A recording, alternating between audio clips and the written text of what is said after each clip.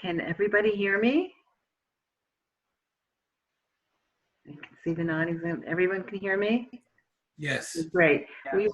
We will start in 2 minutes. Thank you.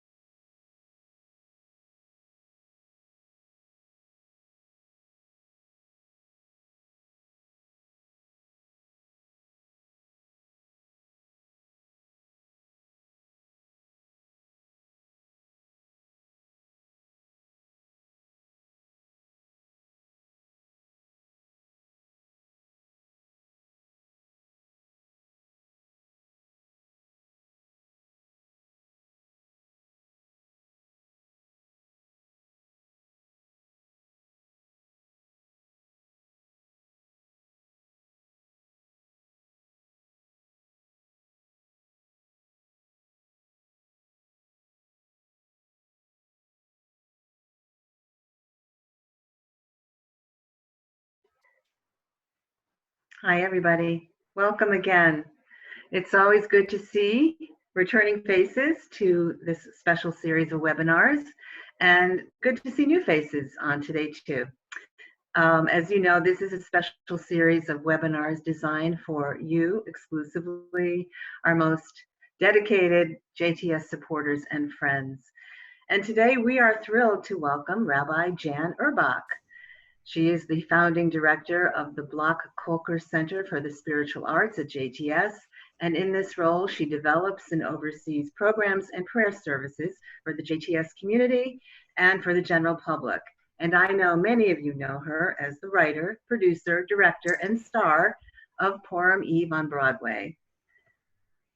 Today, she is our teacher, and starting with a quote from Genesis, "It is not good that the human to be alone. I and we and God, the individual and the community in Jewish thought." Rabbi Uhrbach will welcome your questions, and she will stop a few times in her presentation to take them. You may raise your hand in the participants panel. There's a little hand icon, and that will let me know to call upon you, or you can send me a chat. And either way, we'll be alert to your questions, and she will stop to take them at various points in her lecture. And always remember, please, when you're not speaking, to keep yourselves on mute. And now, please welcome Rabbi Jan Uhrbach. Jan. Hi, everybody. I hope everybody's managing okay in these very, very challenging times. And I chose this topic because it has obvious resonance for the moment that we are in. I think those of us who may have passed by this verse many times in our reading of Genesis may find it has additional resonance now. Lo tov hayet adam levado. Heyot Adam Levado. It is not good for the person to be alone, for a human being to be alone. This verse, and maybe can we pull up the text so that everybody can be looking at the text together. I like to say sometimes Judaism is very much a team sport. We have tremendous emphasis in the Jewish tradition on being part of community and peoplehood, different from some other religious traditions in this regard. One of the things that distinguishes Judaism, for example, is that we have no notion of individual, personal, private salvation.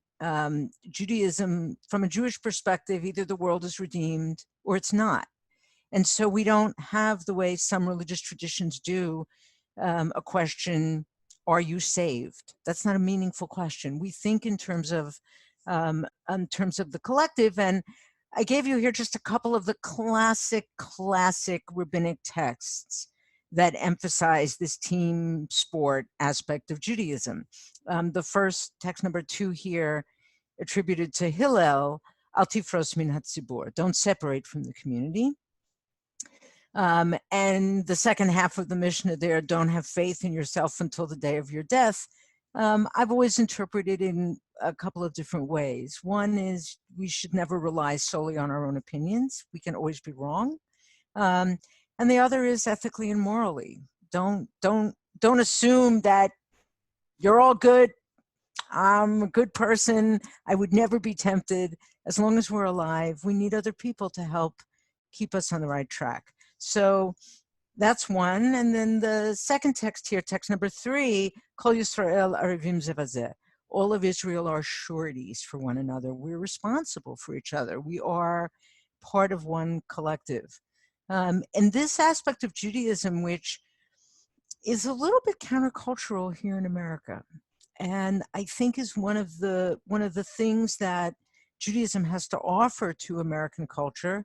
I would never suggest, and I want to be very, very clear before I say what I'm about to say, I do not believe that things happen so that we will learn lessons. I do not believe that God reaches down in an anthropomorphized way and strikes us with COVID-19 in order for us to learn lessons. That is not my theology. However, we always have an opportunity to take lessons from what happens to us. And in some ways, I think we can look at the present moment as almost a funny house mirror reflection of certain aspects of American culture, one of which is our rugged individualism. And it's almost as though our world right now is saying to us, really? That's who you want to be? Let me show you what that's going to look like. That rugged individualism is really antithetical to Judaism and our emphasis on the collective. Lo tov, heyot adam levado. And this lo tov is really quite striking because at this point in the Torah, in Genesis 2, everything has been tov. Everything has been good. Every day of creation, God sees and says tov. On Tuesday, God sees and says tov twice. That's why Tuesdays are considered often a lucky day in Jewish tradition, because there's twice God says tov. The human being is created and tov ma'od, it's very good. And all of a sudden, full stop, the very first thing that is lo tov, that is not good, is human aloneness. It is not good. The question then is, well, all right, if that's not good, why were we created that way? Why would God create Adam alone if, in fact, it's not good for us to be alone? Why build it in that way? And what I want to suggest is that it's not good for the human being to be only alone. And there is an existential loneliness that is part of the human condition. And to be a human being is to be stuck in this irresolvable dialectic tension between our identities as unique, solitary beings who are created with immeasurable dignity and worth, unique in the entire history of the human condition. Never before and never again will there be any human being exactly like you. And paradoxically, we are all part of a larger whole, responsible to that larger whole.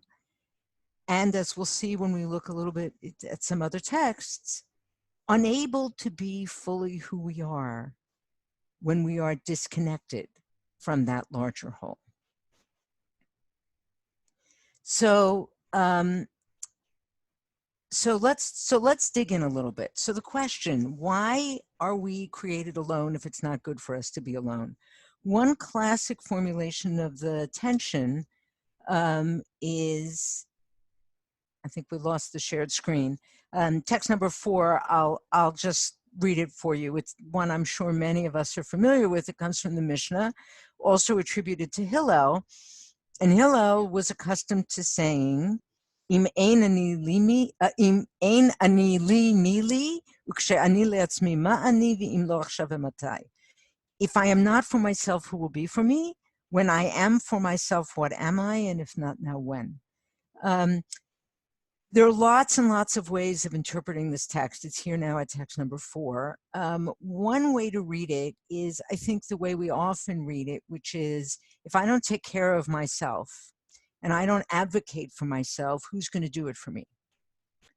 But if I only pay attention to myself and I don't care about anyone else, then what's the worth of my life?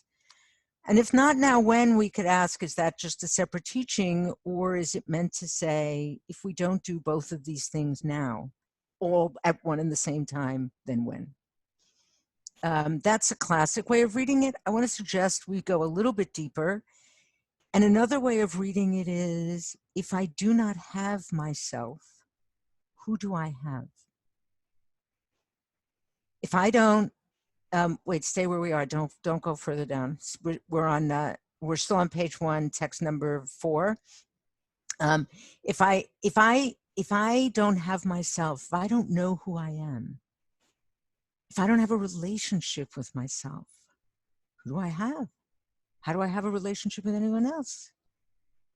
But when I am only for myself, when I am by myself, do I even fully exist? That's a sort of deeper, more interpretive translation. And when do I need to hold both of these things? All of the time. All of the time. That's a kind of the foundational text that I want to use to open this discussion about how our identities as human beings needs aloneness, needs the distinctiveness of my own personhood, disconnected perhaps from others. I have to know who I am. I have to know where I stand. And I can't actually know that, be that, if I'm completely disconnected. So that's the foundation. We're going to turn in a moment to a text by the great Israeli novelist Amos Oz and his daughter Fania Oz Sulzberger. But before we do, they're going to be talking about what's here as text number 5. And this is a text from the Talmud. It appears also in the Mishnah. It appears in both Talmuds, part of it, in a different version, and I'll highlight that in a minute. But here's the text. It's answering the question I asked earlier. Why is the human being created alone if it's not good for us to be alone?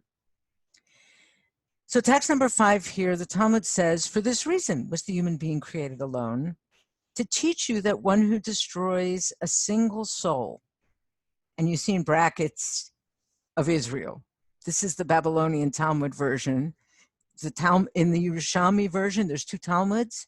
One came out of the exile experience in Bavel in Babylonia. The other was native to the land of Israel. This is the exile version.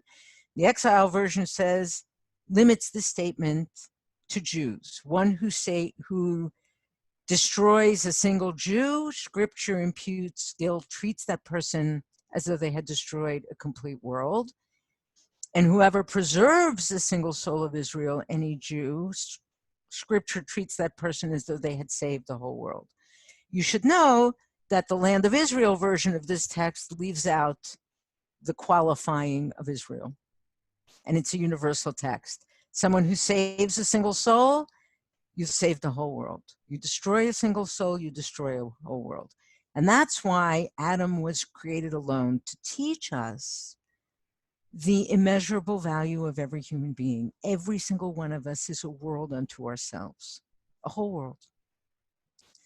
Then there's a second explanation. And we were created alone to proclaim the greatness of God, the Holy Blessed One. Because if a person strikes many coins from one mold, they all look alike. They resemble each other. But when God fashioned every single person in the stamp of the first human being, Adam is created in the image of God. We are all created in Adam's image. Nevertheless, not one of us resembles another. We're all unique. And therefore, every single person is obliged to say, the world was created for me. Right? This is the basis of that wonderful little Hasidic teaching that you should always have 2 pieces of paper in your pockets. One that says the world was created for my sake, and the other that says I am but dust and ashes. And depending on where we are, you take out one or the other. You're feeling arrogant, you take out the one that says I'm dust and ashes. You're feeling like you're not important and you don't matter, you take out the one, the world was created for me. Okay, so those are the foundational texts. I'm going to just stop there for a minute to make sure we're all together before we turn to Amosos. Any thoughts, questions, comments?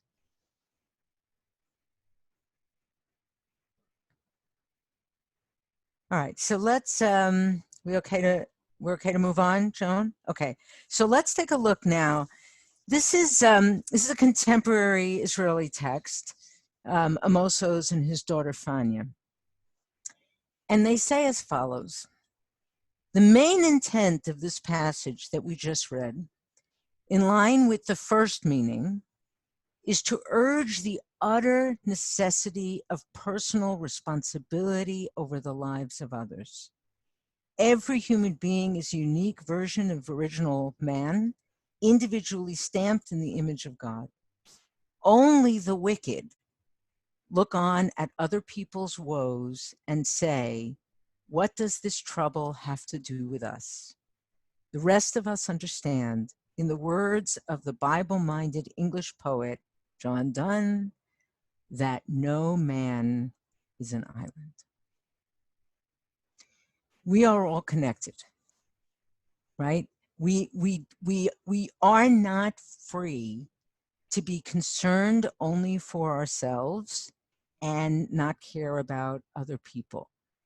Not only because everyone else is also created in the image of God as we are, and everyone else is also a complete world as we are, but simply as a matter of fact, and if we learn anything, I think, from this moment, hopefully we learn this, as a practical matter, we affect each other. We do not function in this world alone. We are responsible to each other because everything we do impacts other people. So on both levels, as a practical matter and as a theological matter, we are interconnected. And I want to just share a little bit of my personal theology right at this moment. Um, and so I'm in the camp of sort of monism, which is monotheism taken to a different level. I don't necessarily, for myself personally, believe that there is an anthropomorphized human type God up there in whatever image we want to imagine, the old man on the throne or whatever, reaching down and doing things. What I do believe when we speak about God is that we are talking about an interconnectedness of which we are a part. That we are part of something larger to whom we owe something. And when we recite Shema Yisrael and we say God is one, what we're trying to do really is actually get that. Is really get, not just intellectually, and an ability to articulate it rationally, but in our guts, in our hearts and souls, the sense of this larger interconnectedness of everything, a oneness. And the way in which we experience ourselves as separate and different is a little bit of an illusion. I'll give you 3 of my favorite metaphors for this to help make it a little bit clearer. One are the aspen trees, which share a common root system. So if you look above the surface, it looks like lots of individual trees. But if you go deep, beneath the surface, you discover, oh, that's actually one living organism. It's one organism. It just looks like separate trees. That's us. Right? A second metaphor for this is I like to think about the image of holding a prism to light. So if you hold a prism to light, you reveal a whole spectrum of colors. Those colors are in the light.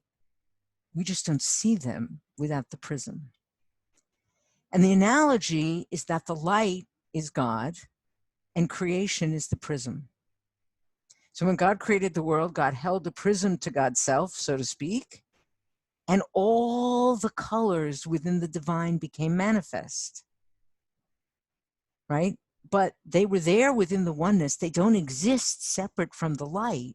We're just able to see them in creation. That's kind of what we are.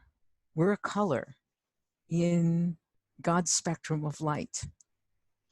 So we experience ourselves as having our own existence. And we do. We do exist. Only really within the oneness. The third metaphor, to make it really clear, I hope, is to think about a wave in the ocean. Think about yourself as a wave in an ocean. You look at the wave, it has a lifespan. You can see it forming. You can see it cresting. It has a shape. It has an arc. It does things. You can surf it. It knocks things over. It moves sand. It can be very destructive or it can be a lot of fun. One way or another, you sense its arc. It never ceases to be part of the ocean. It's both separate and different. That's the analogy that I want to make. And the insight here is all of us are that. I'm a wave in the ocean. I'm one of those aspen trees, and so is everybody else. Okay, so that's the done notion. No man is an island, and the notion that we can't ignore other people's suffering. It would almost be like saying, what does my hand care if my foot hurts? That's crazy. I'm one body, right? And a good doctor will treat the whole person. Okay, so let's go back to O's. Now that we have that, Second paragraph. But note the Mishnaic reflection on the matter of human diversity. This is a bonus insight. There we go. Extending beyond the asserted importance of every soul. In principle, one could have argued for the sanctity of each human life, even if we were all essentially uniform, all resembling Adam like peas in a pod or coins in a mint. So the Mishnah has something further to tell us. Every soul is a full world, and every such world is different from all others.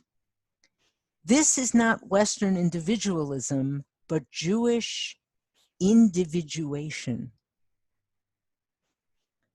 The single person is not weightier than the group, nor the I more important than the you or the we. Instead, every one of us must be infinitely important to the others and to the collective, because we are each a unique variant of God's image. Or, if you are secular and claim this legacy, we are each a singular chunk of humanity, unrepeatable, irreplaceable, and part of a whole. Okay, so what we get now from him, and then I'm going to stop and take questions, is yes, we are all part of something larger. We don't really exist alone. And yet, we each individually have infinite worth. Not Western individualism, but Jewish individuation. The self is not important than the group, but the group does not subsume the self. We have to hold both at once. So let me stop for a minute there. And we And do we'll have take a some couple, questions. we do Great. have a couple questions from Lori Spear. Lori, did you have a question? I sent it to you and I don't have it written down in front of me anymore, but it had to do with It had. Do you want me to read it? Do you want me to read it? I see the question. Okay. Does Judaism's lack of a sense of individual salvation connect with an early absence of a vision of life after death? When did Judaism develop its sense of an afterlife in heaven? So I'm actually going to ask to bracket the second half of that question, because that's a whole course in and of itself, and it's a long discourse.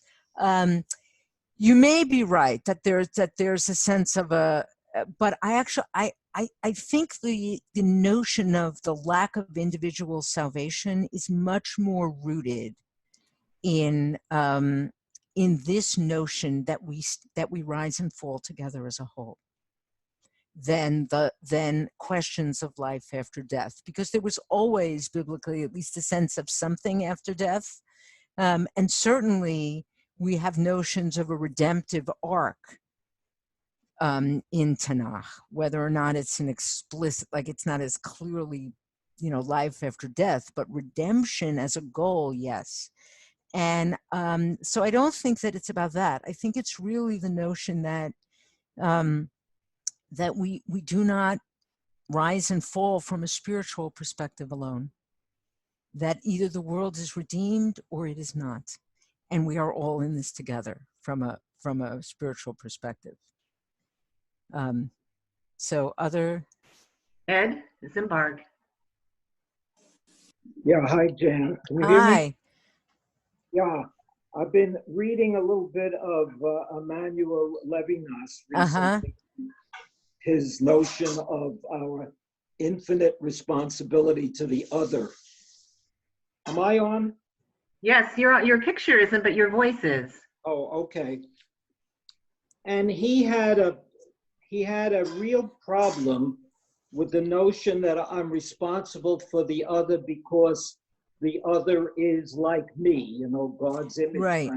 Right. And he said that set up the Nazis for saying the Jews are not like me. In fact, they're not human at all. They're like vermin, and I can stamp them out.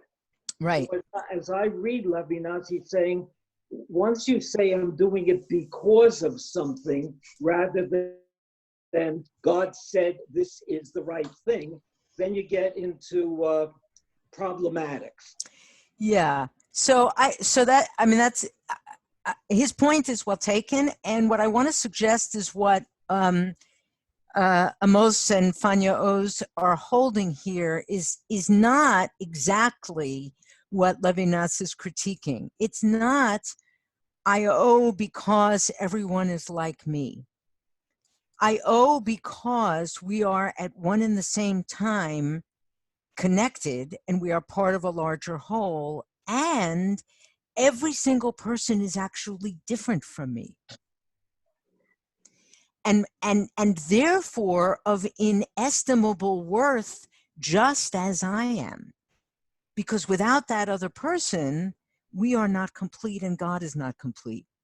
And by the way, since we're approaching Shavuot, I'll just add, right? There's a beautiful Hasidic tradition that that the Torah shows a unique face to every single person.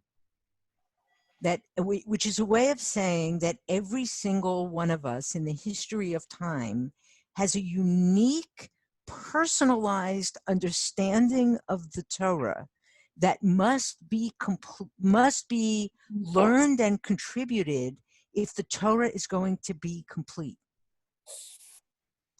Right? I like to think of it sometimes as one of those, like a giant jigsaw puzzle, and we each have our piece. And if we fail to contribute it, the picture will never be complete. There will always be a gap.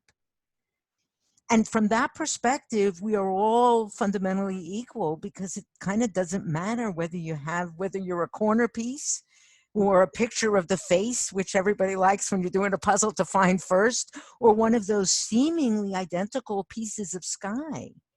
There is no identical puzzle piece, and we are all absolutely essential to the whole. So it's not because everyone is like me. It's not grounded on the commonality. It's grounded on both the commonality and the difference. That's Hillel's insight, right? Don't have myself, who am I? If I'm only myself, what am I? I'm both, right? I'm connected and uniquely separate. Other questions before we continue on? I think you can continue. Okay, so let's move to the next part of this text. So they go on and they say, of course, community is of tremendous importance. The Jewish individual is defined by others, even as he or she disputes and quarrels with them, and also defined by the laws, by the halakha. Even if he or she chooses to appeal against them, rebel against them, or flatly ignore them. As long as we still have our common words, we are a community. And community has been a natural mode of Jewish existence from Jacob's bustling tents to today's reawakening kibbutzim. Even Tel Aviv, crowded with highly individualistic self-seekers, is more intimate and familiar and public-voiced than any other big city we know. No man is an island, wrote the great Donne. The novelist among us adds, true, no man is an island, but we are all peninsulas, partially on our own, surrounded by the dark waters, and partially linked to a continent, to other peninsulas, to the plural noun. So I love this metaphor of the peninsula. We're not an island, but we're not landlocked either. The peninsula, or, to think of it as the aspen tree, we have a unique shape. We are connected to others, but also partially on our own, surrounded by the dark waters. And what I want to suggest, and this is going to take us to the depth of the theology I wanted to talk about, and back to that, it is not good for the human being to be alone. What the Ozes are hinting at here is an existential loneliness that is part of the human condition. We are created alone, and there's something not good about that aloneness. Perhaps it is because it would be unbearable. In our aloneness, we are also in the image of God. God is echad. unique one, the loneliest of the lonely. And in a sense, one could suggest that we are created because it is not good for God to be alone. God needs a partner. And then in compassion, God realizes, but it's also not good for the human to be alone. The human needs a partner. And that places the individual in this peninsula in which we are meant to experience our existential loneliness, which is partly empathy with the divine, and also the extent to which we are connected, which is also empathy with the divine. And perhaps that is the way in which we are in the image of God, or one of the ways that paradoxically we are both radically alone and deeply existentially, inevitably connected. The connectedness sometimes helps to bear the existential loneliness. Sometimes it makes it worse, and sometimes it masks it. And I want to suggest that one of the challenges of the moment that we are in right now is partly the surface loneliness. Partly it's just not being able to be with other people, the sense that it's not good for the human being to be alone, right? That we want company, that we need to hug other people. We need to be with other people. We need that presence to feel fully ourselves and fully alive. And what is happening now is that the COVID pandemic has opened up and made many of us, perhaps all of us, more aware of the loneliness pandemic. Loneliness is not a new issue in America. We are a deeply, deeply lonely country. And it has opened for us, some of us for the first time, the existential loneliness. We're no longer quite as able to be running around busy and filling our time. Some of us, I know, are overworked, but some of us have a lot more time. And we are confronting the way in which we are deeply alone in the world, and that's hard. And I think what Judaism offers and the biblical narrative opens, I mean, it's amazing that we have that verse right in Genesis 2 at the very beginning of the creation story, that loneliness is nearly impossible to bear. And we need not only friendship, we need what the Jewish tradition calls community, deep community. Community in which we realize we are responsible for and to each other. That we are not entirely alone, that we are part of something larger. And this, if you really ask me in my heart of hearts, why is prayer important to me? Because it gives me a glimpse of that. Because sometimes, not always, sometimes when I pray, I get a sense, oh, I am part of something bigger. And that existential loneliness is a little bit assuaged. And as we're seeing, like people flocking to online minyanim, it's amazing. I was just on a call earlier where, a congregation that could never do a daily minyan now has 45 people showing up every morning. Because we need community. It's a deep, deep need. There's one more text that I want to take a look at, but let me stop here for a moment and see if there are any questions before we get to it. Anybody have any questions? I don't see anything on the chat or hands raised. We're okay? Okay. So text number 2, and maybe if it's possible, if you're interested in having these sources, maybe I'm happy to send them out to you afterwards. I'm gonna skip text number 2. This is a mystical text. Dean Steinsaltz, a contemporary teacher of Torah and Talmud in Israel, from his book, The 13 Petaled Rose, which is a a book about mysticism. This is much of what I was talking about earlier, about the theology that we are fundamentally connected to everything else, and part of this oneness that is God. And that therefore the only way to find oneself is to search beyond oneself.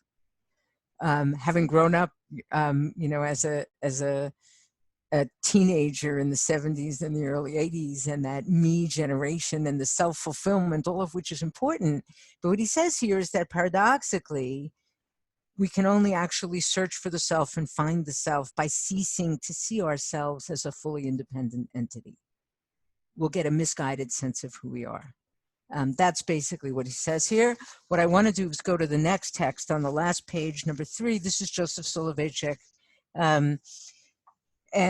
who's the often, he was really the great Rav of modern Orthodoxy in the 20th century.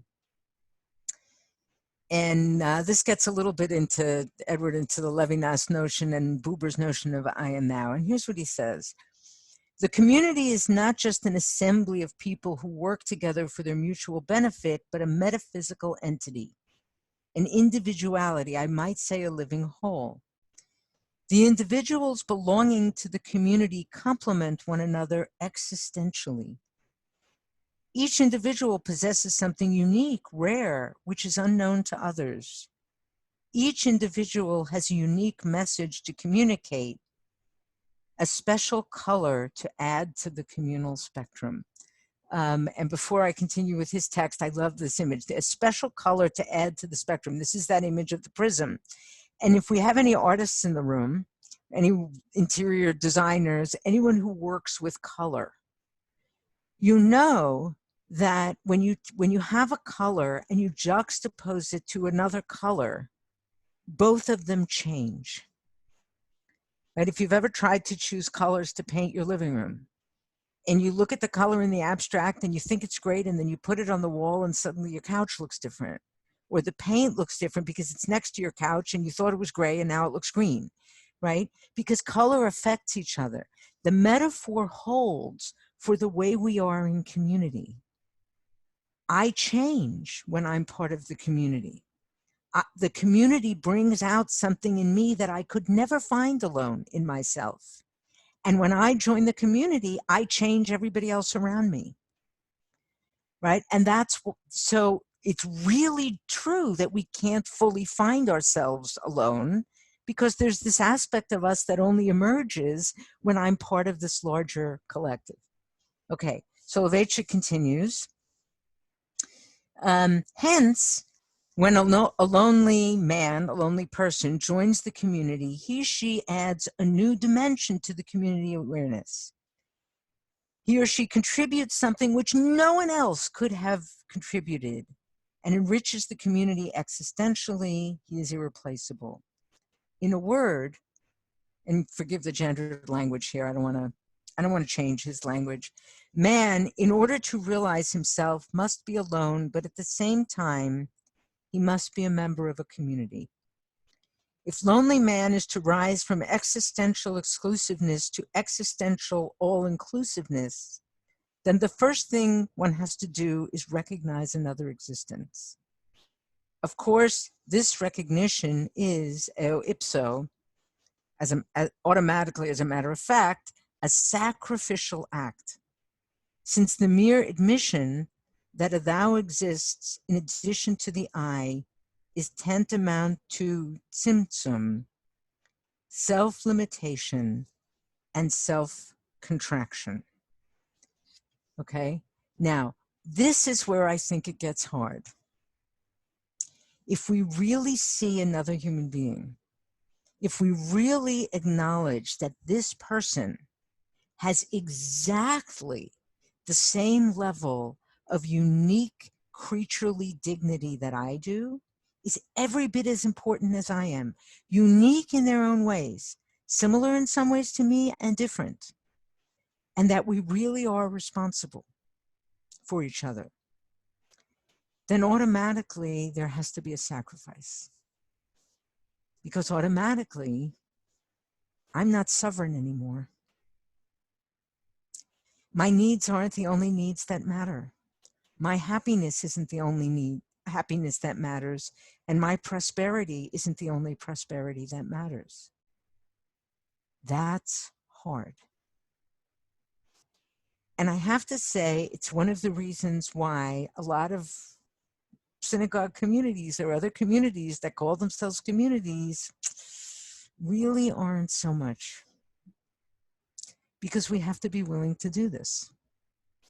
And I think I don't think there's more than a handful of synagogues in this country that don't have somewhere on their website, we're a warm and welcoming community, right? Everybody wants to claim we're a community. We all aspire to that. The problem is very often we come to community as individuals and it's hard to hold this tension.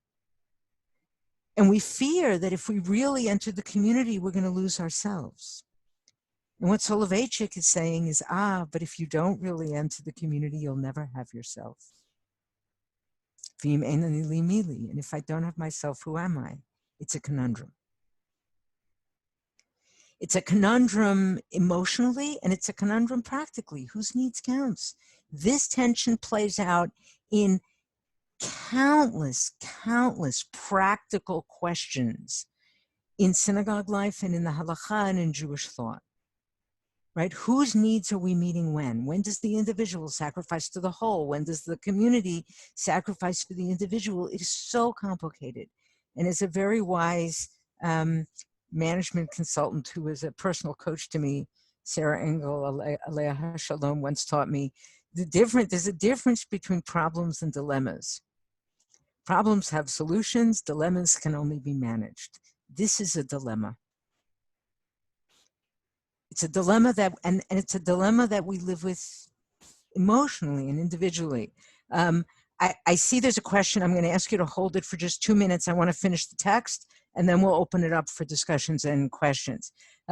So he continues, Soloveitchik does, after he says this is an act of self-limitation and self-contraction. A community is established the very moment I recognize the thou and extend greetings to the thou. One individual extends the shalom greeting to another individual, and in so doing creates a community.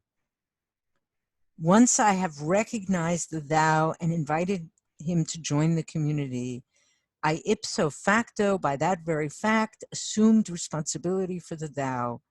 Recognition is identical with commitment.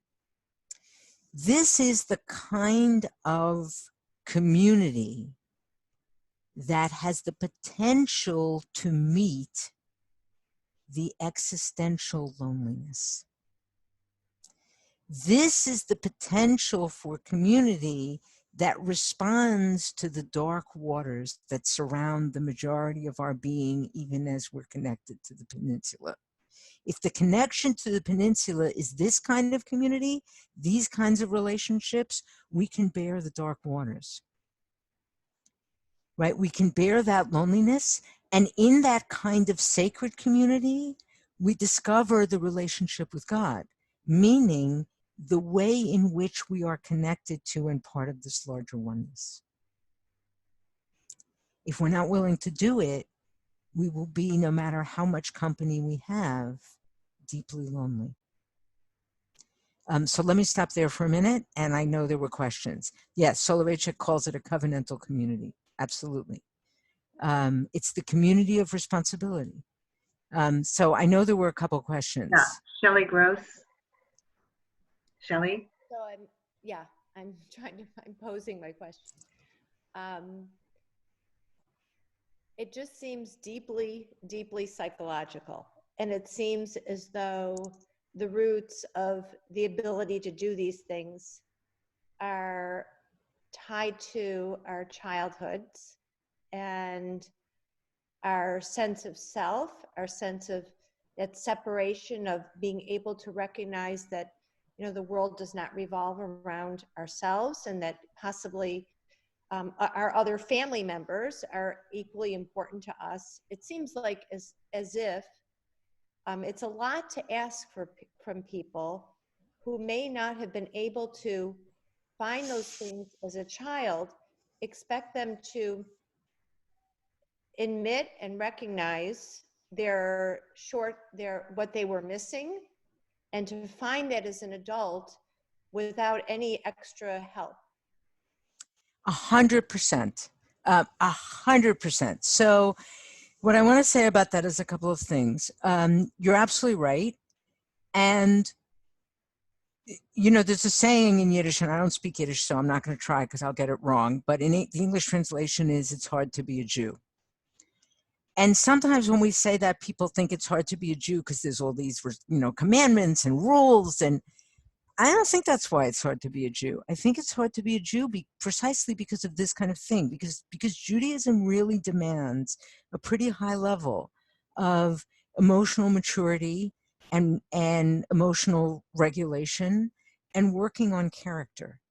And Judaism is absolutely, in all of its forms, in the ritual realm, in the ethical realm, about working on our character and our psyche.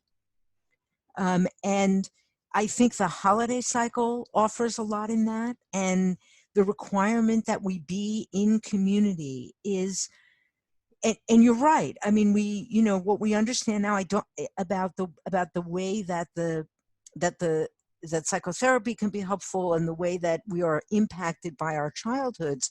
I don't think it's an accident that modern psychotherapy was developed by Jews, because the Torah and the rabbinic tradition was deeply wise about this and was pushing us to really go into the way in which our inner world affects how we relate to those around us, and demand of us that we engage in that work. You know, we are commanded, "V'ahavta l'orecha kamocha," love your neighbor as yourself. So the question is that a commandment, or is it just a statement of reality? Im einani li mili. If I don't have myself, who do I have? If I'm unable to love myself, how can I love another human being? So what's the obligation there? If the reality is that I can only love another to the extent I love myself, then I'm obligated to do the work to become a more loving person. Because if I fail to do that, I'm going to fail in all my ethical obligations as a Jew. It's a religious obligation to do that work, even though it's hard. And the community can support that work. Healthy community, really functioning community, can help the individual to individuate, right? To own one's own needs and also see the communities. It is hard. You're absolutely right. And I think it's important to frame it as a religious obligation. It's not just about being happier. It's about becoming a functioning person. Other questions? Lori, you had a comment. I don't know if you want to share that. A member of one congregation for over 50 years. And so we had a number of different rabbis over that time.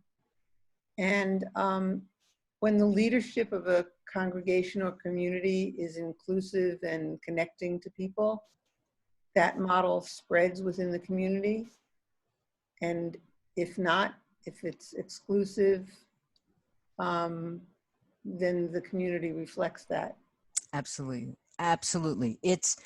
That's true in religious community. It's true in secular communities, and it's true in national culture, right?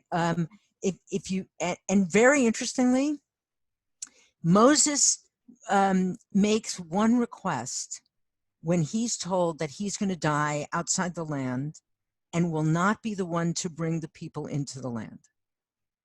Right? He has to see the land for himself, but immediately he makes one request, and his request is for a new leader.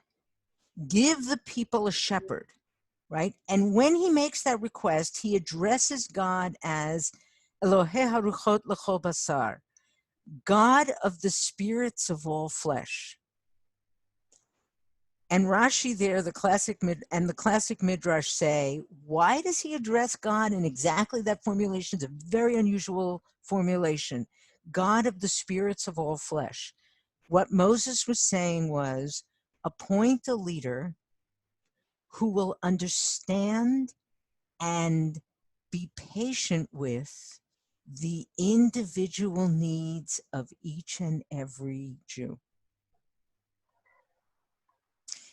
Right? And give them a leader who will not only have the vision of the whole, but who will relate to each and every member of the community as an individual, understand their mishigas, have patience for it, and help them to move along.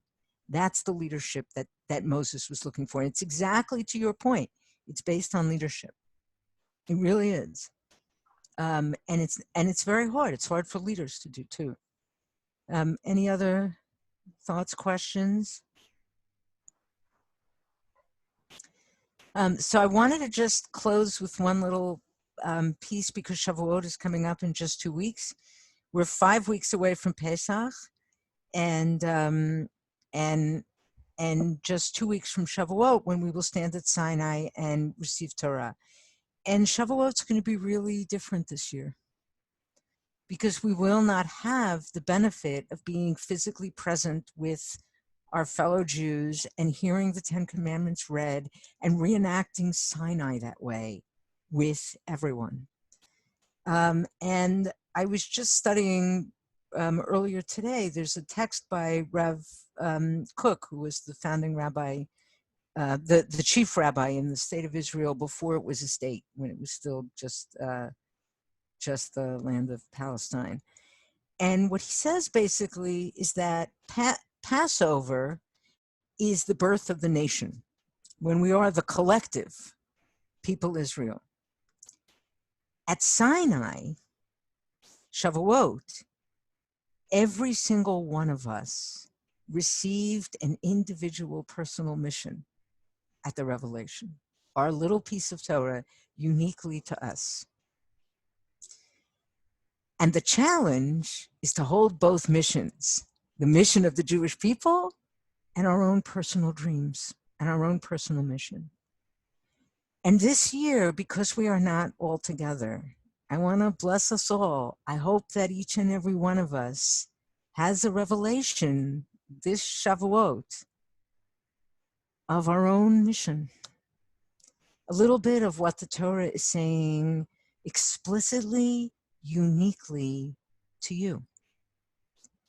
A little piece of Torah that will call you to work that you need to do to contribute to the Jewish people and the world as a whole.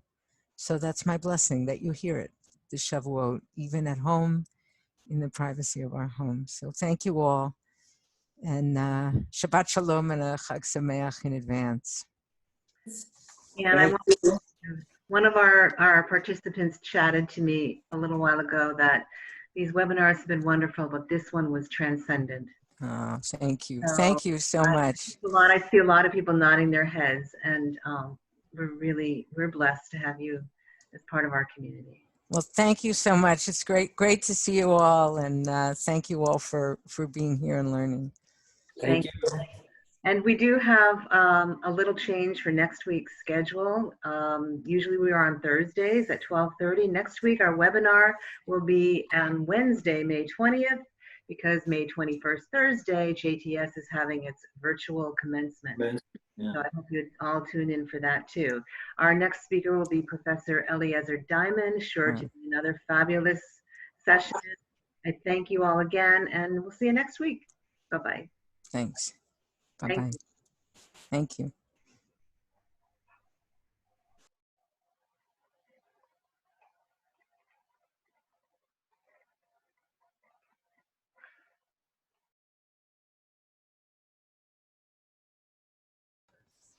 Hi, Judy.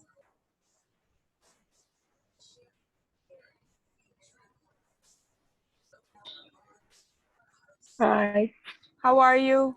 I'm good, thank you. Good, good. How are you? I'm hanging in there. Yeah, we all are. We're all trying. Yeah. We're doing our best. What can I say? Yes. Thank you. It's very nice seeing you. Have a good day. You too. Thanks. Bye. Bye.